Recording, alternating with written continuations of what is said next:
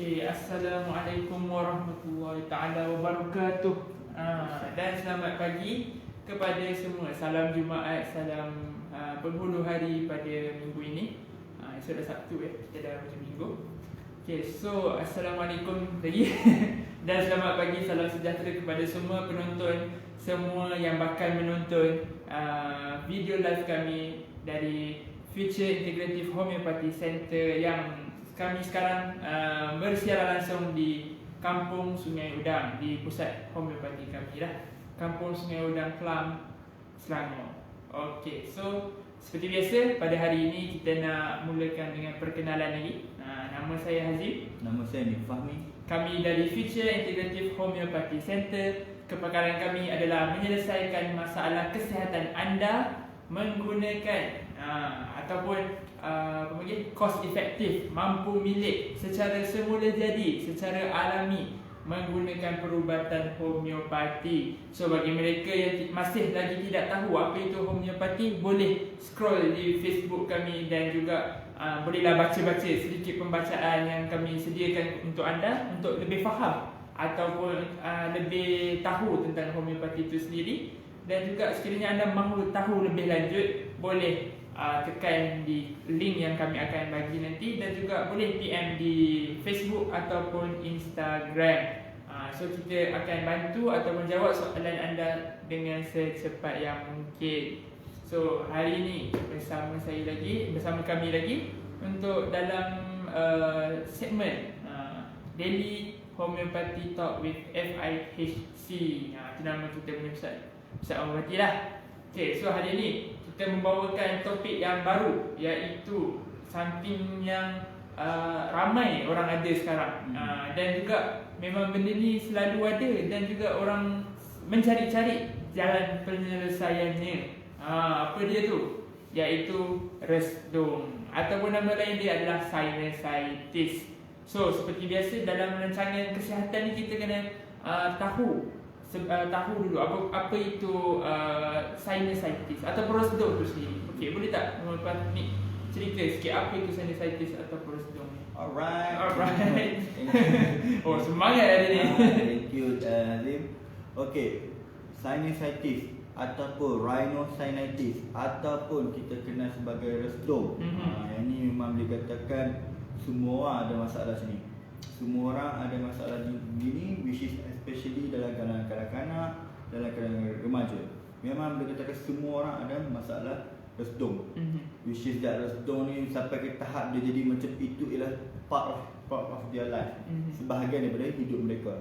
Jadi okey, apa tu resdung? Apa tu sinus? Yang kita selalu dengar sinus. Apa tu sebenarnya? Okey, sinusitis ataupun resdung, dia ialah inflammation of sinus. Dia adalah keradangan sinus.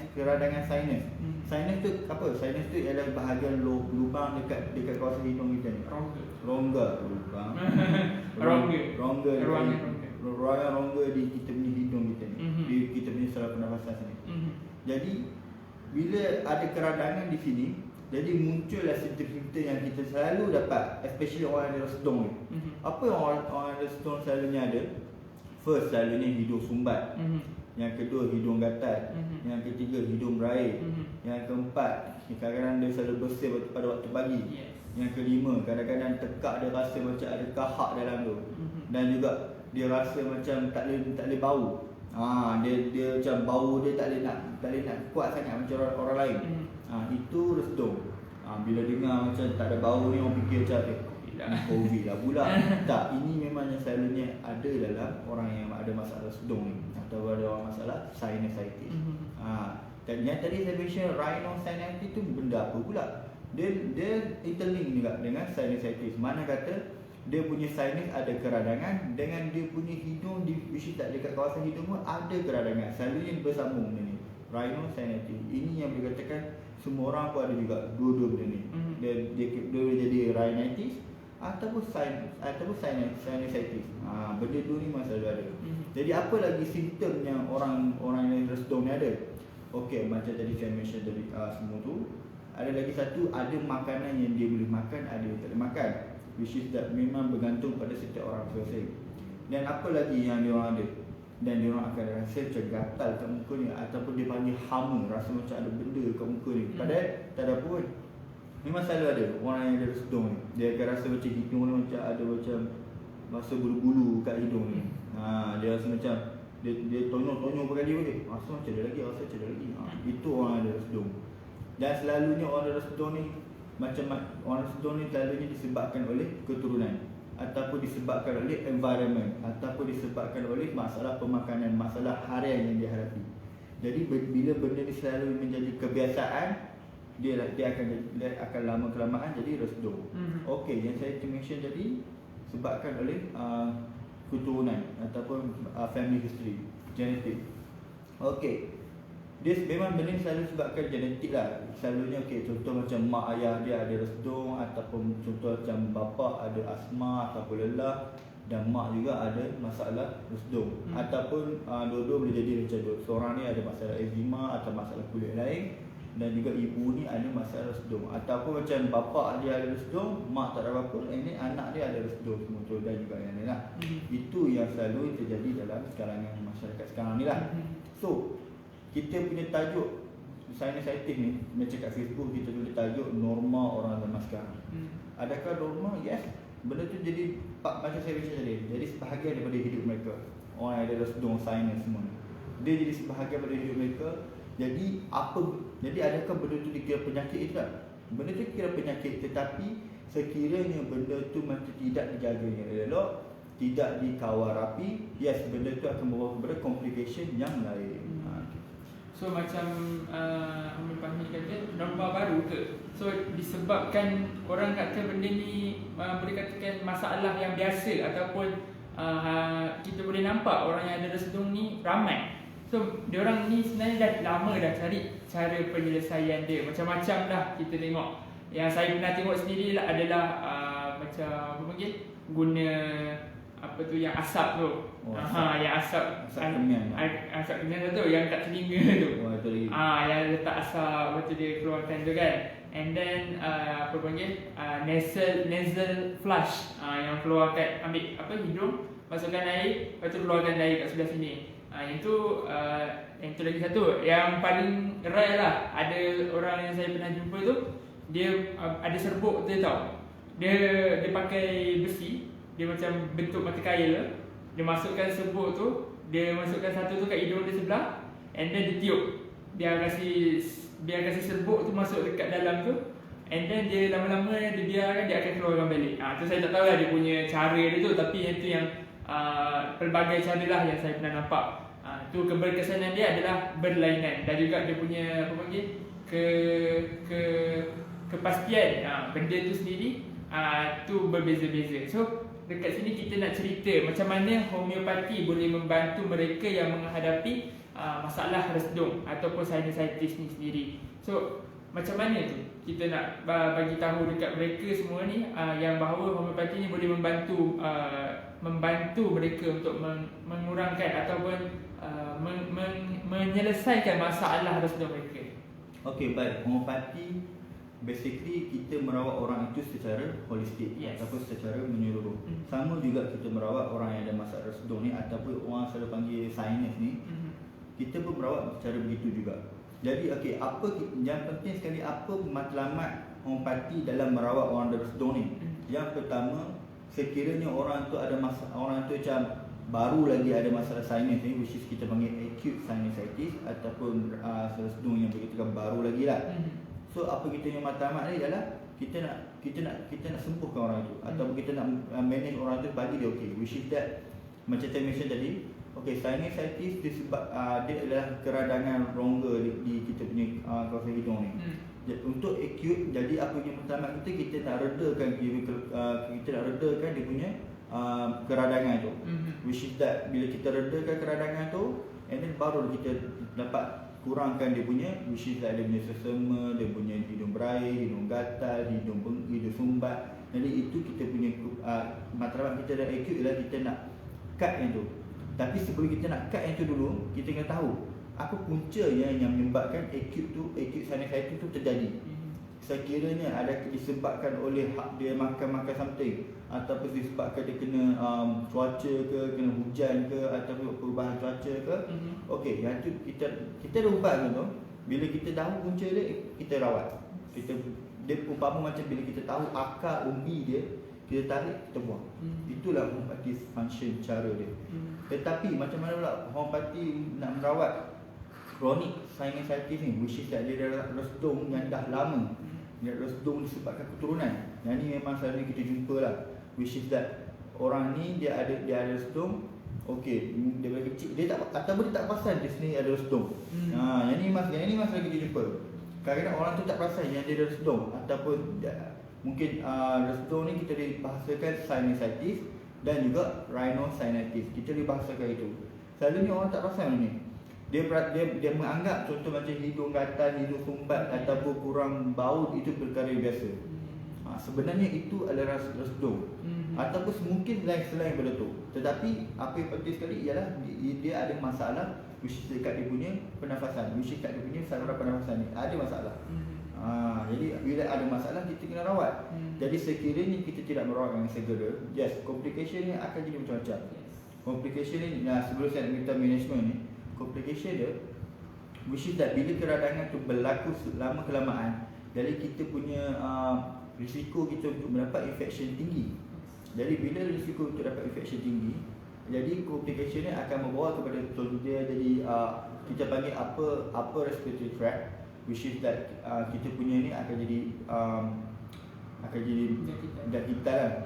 Dan kita itu akan bawa ke bawah pula, which is that kita punya paru-paru lah. Dan juga kita dalam kita ada kelenjar, dalam hidung kita ni ada kelenjar, dan dia akan jadi contoh dia panggil nasal polyp ataupun hypertrophic turbinate. Bila benda tu pekak dan dia akan mengganggu dia punya saluran pernafasan. Jadi saluran pernafasan dia jadi sempit. Yes. Jadi bila kita cek itu selalunya bengkak ataupun kita beradang itu. So itulah yang membawa komplikasi yang lagi teruk daripada tu. Jadi apa homeopathy punya cara punya manage dalam untuk orang yang ada chronic sinusitis ni. That's why sebelum nak orang yang ada sinusitis, dia kena tahu dia ada sinus. Dia kena tahu dulu dia ada sinus. Kalau tak tahu payah. Dia ingat semua biasa kan? Dia ingat itu biasa. Memang kita faham je tu. Kadang-kadang kita jumpa patient tu dan kita tanya dia, oh ada resdung ke tidak, tapi dia simptomnya ada. Dia kata tak, saya tak ada. Ni macam biasa, saya ada. Biasa ada, tapi tiap hari tapi dia tak rasa dia ada sinus. Sebab benda tu benda biasa. Dan juga memang boleh katakan pengalaman saya dalam merawat orang ni, boleh katakan dalam 80% saya jumpa patient semua ada masalah resdung dan juga berketurunan resdung, berketurunan asma. Memang ramai gitu. Tetapi itu dah menjadi dia punya normal dia punya tabiat dia punya part of his life. Jadi sebahagian daripada hidup dia dah. Jadi benda tu dia tak jadi masalah, tetapi dia akan jadi masalah sekiranya dia tidak tahu apa benda yang menyebabkan benda tu lagi teruk.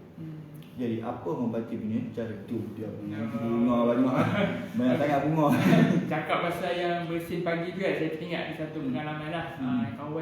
Kawan lah, dia satu asrama dulu. Dia pagi-pagi kan, dia mandi kan, terus bersin. Memang bersin lah setiap hari. Sampai satu tahap tu dia kena pergi mana? Dia pergi check lah. And dia punya bersin tiap-tiap pagi tu menyebabkan dia punya pressure dekat mata tu menjadi lebih tinggi. So benda tu dia jadi tu boleh dikatakan sebagai salah satu komplikasi jugalah. Sebab benda tu terjadi. And dia dia kena disebabkan tu dia power mata dia kena tambah. So spek mata dia tebal. So kalau dia dah ada intervention, early intervention tu, benda tu boleh dielakkan lah. So ada juga yang cakap resdung ni sebenarnya sebab ulat. Betul ke ulat tu?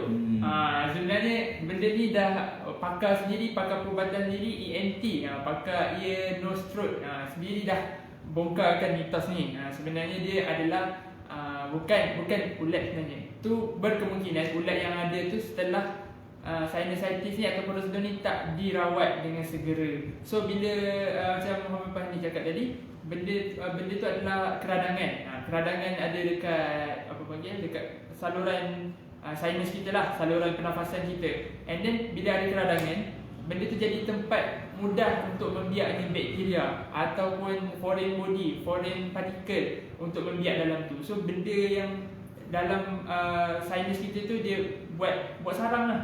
Dia buat sarang, so macam-macam benda boleh keluar daripada situ. Mungkin ada gumpalan something kat dalam rongga kita. So benda tu yang menjadi nampak macam ulat tu. So benda tu adalah tidak betul lah untuk kata apa panggil, dia ada puncanya adalah ulat. Kita tak cakap benda tu disebabkan ulat yang ada tu. Benda tu berkemungkinan komplikasi daripada resdung ataupun sinusitis yang lama. So kita dah tahu dah apa itu sinusitis, resdung tu sendiri. Kita dah tahu macam mana homeopati boleh bantu. So sekiranya anda yang berada di luar sana yang rasa macam aku ada lah penyakit ni, aku ada resdung lah. Aku macam dah lama dah nak cari jalan penyelesaian, cara penyelesaian, solusi. Dia nak kurangkan bersin tu. Dah tahu dah pagi-pagi susah nak bernafas, lagi teruk kalau ada orang ada resdung, ada asma. Tu the worst combination lah. So sekiranya anda mempunyai masalah ini, bolehlah mendapatkan rawatan di Future Integrative Homeopathy Center. Terletak di Kampung Sungai Udang. Macam mana nak dapatkan rawatan daripada kami? Boleh klik di link kami letak kat bawah ni, komen, dan juga ataupun boleh PM di Facebook dan juga di Instagram. Ada orang beri salam. Waalaikumsalam. Waalaikumsalam. Hayatul Mardiah. Masuk beri salam je ke? Okay, so kita rasanya dah berada di hujung perancangan. Rancangan kita Daily Homeopathy Talk with FIHC. Kita ketuk Ramadan. Bukan ketuk Ramadan. Kita nak talk mengenai kesihatan yang menjadi trending sekarang. Yes, ataupun kebiasaan orang di kalangan masyarakat. Dan macam mana homeopati nak membantu. Jadi sinus, resdung, kalau sekiranya terjadi dalam kalangan kanak-kanak, apa parent perlu buat? Management. Mungkin bukan kanak-kanak lah, mungkin pada yang dewasa lain. Apa yang kita boleh buat? Yang first kali ialah kita kena tahu yang kita ada sinus. Ataupun yang kanak-kanak itu ada sinus. Kita kena tahu dia ada sinus. Nak tahu macam mana? Yang saya mention tadi itulah yang simptom-simptom tu, hidung berai, hidung sumbat, hidung gatal, ataupun dia rasa sakit dekat sini, dan juga dia rasa mata gatal, ada rasa kahak dia punya tekak, semua tu lah. Jadi bila tahu ada simptom ni dekat orang tu, itulah dia sinusitis. Jadi tahu itu dulu. Kenapa kita tahu dulu? Sebab bila orang ada resdung ni, dia akan sensitif dengan persekitaran dia. Contoh dengan habuk, contoh dengan bau, contoh dengan asap rokok, asap kebakaran semua ni. Jadi benda tu kena tahu apa dia punya sensitif tu. Kalau tidak, kalau dia selalu dekat dengan yang benda yang ada allergen ni ataupun benda yang sensitif ni, lama-kelamaan benda tu akan jadi teruk lagi. Dia akan bawa kepada complication yang lain. Jadi tahu itu dulu. Bila kita tahu, baru kita dapat tahu apa dia punya punca dan dia punya sensitif tu. Yang itu. Dan yang kedua, pastikan pemakanan kita terjaga untuk orang yang resdung ni. Ini yang general ni, bukan macam makanan ni spesifik untuk orang resdung, tapi ini selalunya yang terjadi lah. Orang yang resdung ni tidak boleh makan makanan seafood, tidak boleh makan makanan goreng berminyak yang terlampau sangat. Dan juga ada makanan macam makanan yang bermanis sangat, dia orang tak boleh makan. Contoh sebab apa manis tak boleh makan sangat? Bila makan banyak manis, dia tu kumpulnya kahak, dan juga dia punya keradangan lagi bertambah. Itu bukannya spesifik, itu hanyalah generalize. Which is that ada orang dia lain cara. Which is that contoh dia makan seafood makan telur tak itu lain. Which is that kalau nak tahu apa dia punya kelainan tu, kena datang ke homeopati. Because kami merawat orang tu bukan penyakit. Kami bukan merawat penyakit, kami merawat pesakit. Itu homeopati punya matlamat. Yang ketiga, make sure yang hidung ni sentiasa away from the habuk and dust semua tu. Nak buat macam mana? Ataupun ada yang bagi suggestion humidifier. humidifier function ni untuk bersihkan hidung kita daripada habuk dan juga foreign substance dalam kita punya ni lah. So that's why itu kita punya one of the management lah. Dan banyak lagi management ni anda boleh lihat di kita punya post selepas ini. Dan saya nampak macam ada something cakap ya. Tak apa, kita habiskan ni. Oh. Okey, so yang ni ada cakap, Cik Hayatul Maudiah ni. Alhamdulillah, saya pun ada masalah rasa doh. Dan ya, betul, Rahman Berkati dapat membantu dengan masalah saya ni. Alhamdulillah, baguslah. Dah jumpa penyelesaian. So anda apa tunggu lagi?